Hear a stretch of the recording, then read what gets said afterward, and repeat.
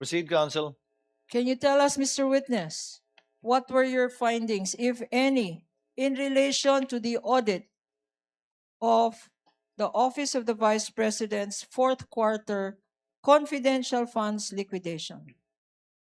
Yung audit po ng confidential fund ng fourth quarter of 2022 of the OBP disclosed that una, yung kanilang physical and financial plan ay hindi compliant dun sa requirements ng Joint Circular 2015-01 dahil hindi po in-indicate ng OBP yung kanilang specific confidential activities na paggagabitan nila ng kanilang cash advance. So una, hindi compliant ang physical and financial plan ng Office of the Vice President. Opo. And under the same item din po, yung kanilang accomplishment report ay hindi rin compliant dahil hindi rin po naka-indicate doon yung kanilang specific confidential activities na pinagamitan nila ng kanilang cash advance.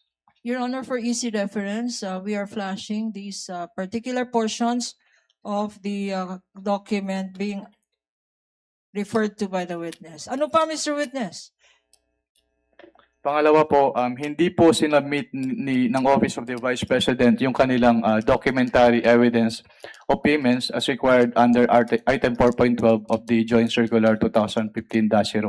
Can you remind us, ano-ano itong mga dokumento na dapat sinubmit ng Office of the Vice President to liquidate for confidential funds? Under the Joint Circular 2015-01, yung documents po na dapat isubmit ng agencies concerned po ay una yung kanilang liquidation report as proof of the liquidation.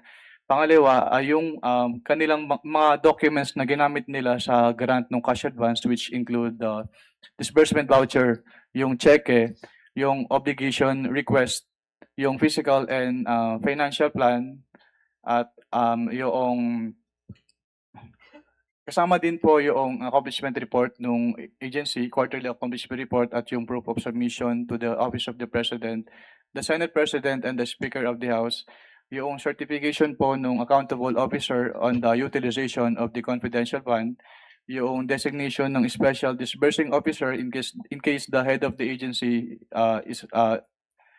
ay hindi po yung SDO, yung specimen signatures po noong signatories ng documents, yung fidelity bond po, yung certification from the agency accountant na walang unliquidated cash advances, yung SDO.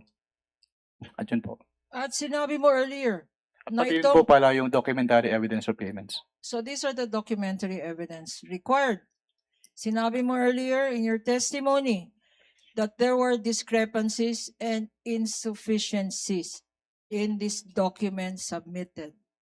Yes, ma'am. Ano pa ang observation mo, Mr. Witness? Yung pangatlo po, yung disbursement voucher po ay, yung approval portion ng disbursement voucher ay, actually yung, katulad nga po nung nasabi ko kanina, yung disbursement voucher, ang nakalagay na period covered ay calendar year 2022, which is inconsistent with the physical and financial plan dahil ang naka-indicate po doon sa physical and financial plan, yung cash advance ay for the fourth quarter of 2022. Okay. Ano pa? Meron pa ba? Yun lang po, ma'am. Merong mga sanyamit rin sa iyong mga acknowledgement receipts. Mr. Witness? Pwedeng pa ulit po ng tanong. Wala pa. Sa quarter na to, wala pa. Okay. Ngayon, in the last page of this document, there appears a signature on top of the name Nilda Plaras. Who is this Nilda Plaras, if you know? Si Assistant Commissioner Nilda Plaras po yung head of the ICFO during this time po. And how do you know that this is her signature? I saw her sign other documents and her signature on those documents is the same po with her signature in this AOM.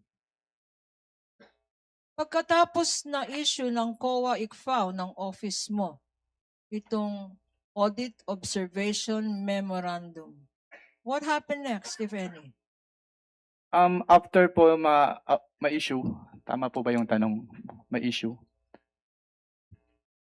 Yes, pagkatapos na issue ng After ma-issue, actually, Eh, after ma-issue po ba yung tanong niyo, ma'am? issue, I'm May sorry. issue. After ma-issue po yung AOM, inattempt po namin sa ICFAO, inattempt ng ICFAO na iserve yung AOM dun sa office address ni Office of the Vice President pero Na-serve ba ito sa Office of the Vice President? hindi po dahil hindi po siya tinanggap dahil ang sabi po sa ICPO ay wala pong authorized person to receive the AOM. When was this attempt at service of this AOM? It was around the second week of September of 2023 po.